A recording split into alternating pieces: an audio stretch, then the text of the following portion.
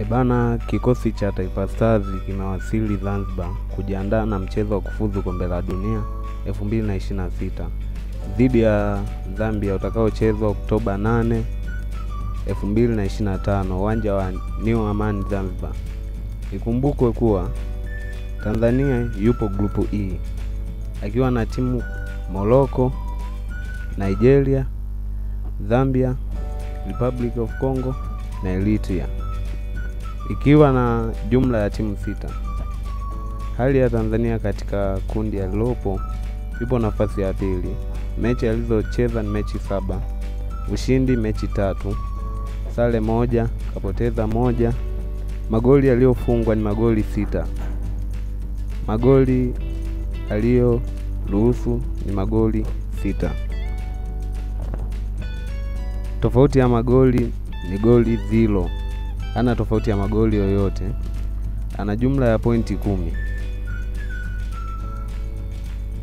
Hali ya kufuzu, ana nafasi ya kufuzu katika mzunguko wa pili.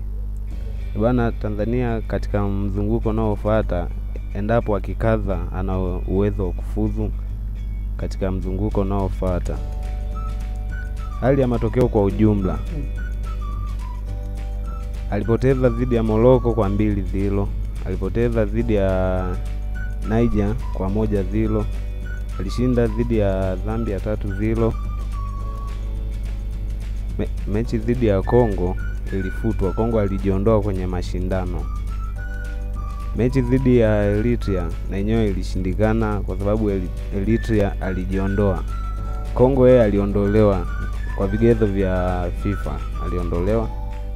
Ikumbukwe pia Morocco imefuzu 1-1 ikiwa imecheza mechi 7 na kushinda mechi 7 zote, ikiwa na pointi 21 na magoli 19.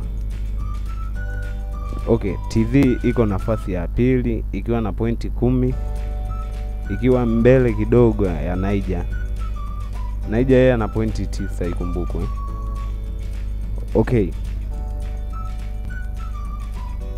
Kwa kuwa kafu inatoa nafasi 2 kutoka kila kundi, Tanzania bado ina nafasi ya kufuzu kupitia mzunguko wa pili playoff, endapo itamaliza kama the best run up.